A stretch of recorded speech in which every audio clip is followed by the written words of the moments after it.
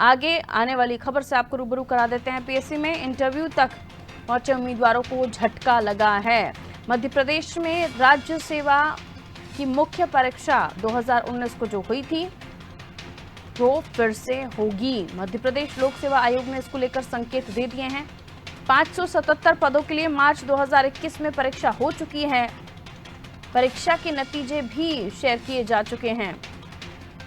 अभ्यर्थी इंटरव्यू में शामिल होने का इंतजार कर रहे थे, लेकिन अब उन्हें झटका लगा है।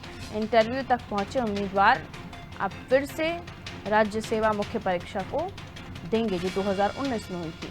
577 पदों के लिए 2021 में परीक्षा हो चुकी है। अब जो 2019 में परीक्षा हुई थी उसको लेकर फिर परीक्षा देनी पड़ेगी। इसे और भी समझते हैं। दुष्यंत हमारे साथ बने हुए हैं। दुष्यंत, क्या ये वाकई सही है कि 2019 में जो परीक्षा हुई थी अब वो अभ्यर्थी पीएससी में इंटरव्यू तक पहुंचने की जो उम्मीद अब से लगाए बैठे थे कि उनका नंबर आने वाला है, लेकिन उन्हें तो दोबारा परीक्षा में बैठाने की तैयारी कर ली, और ऐसा क्यों?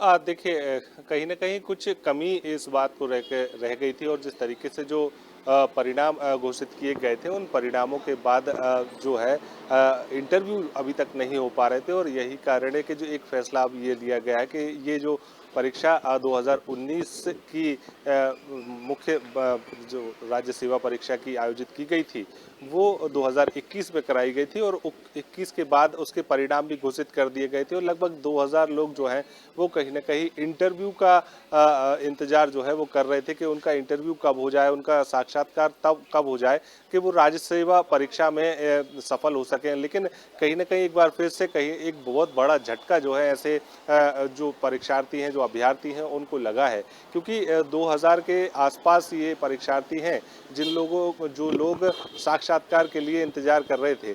लेकिन अब जब एक संकेत मुख्य जो आयोग है उसने दिए हैं तो साफ तौर पर ये समझ में आ गया है कि एक बार फिर से इसकी परीक्षा होगी तो कहीं न कहीं फिर से परीक्षा जो है प्रीलिम्स की फिर से देनी पड़ेगी। प्रीलिम्स के बाद मुख्य परीक्षा के बाद इंटरव्यू, तो ये 3 चरण की जो परीक्षा है एक बार फिर से उन लोगों को देनी होगी।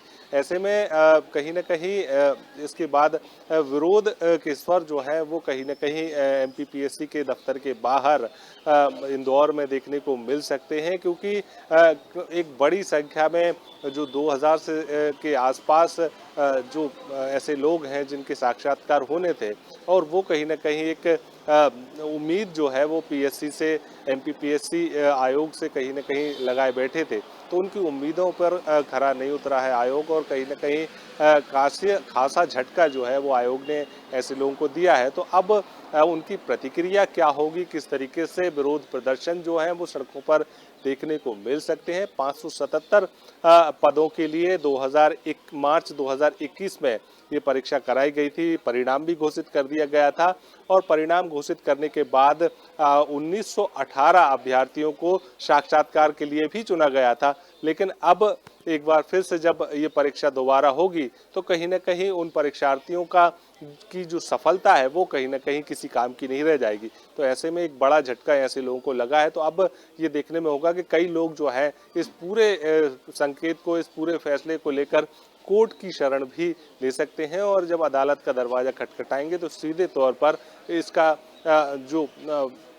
जो परिणाम है वो किस तरीके का निकल कर सामने आएगा ये आने वाले दिनों में साफ होगा। लेकिन ये जरूर है कि सीधे तौर पर झटका जो है वो अभ्यर्थियों को लगा है और अभ्यर्थियों की मेहनत जो है वो किसी काम नहीं आई। पीएससी जैसे जॉब्स में एज फैक्टर बहुत मैटर करता है, और जो 2019 में जिन्होंने परीक्षा दी होगी कई बार हो सकता है साल 2 साल बीतने के बाद उनका एज निकल गया हो या एज क्राइटेरिया उनका फिट नहीं बैठ रहा हो, तो उन्हें मौका मिलेगा या नहीं, अगर इसके बारे में आपके पास जानकारी हो?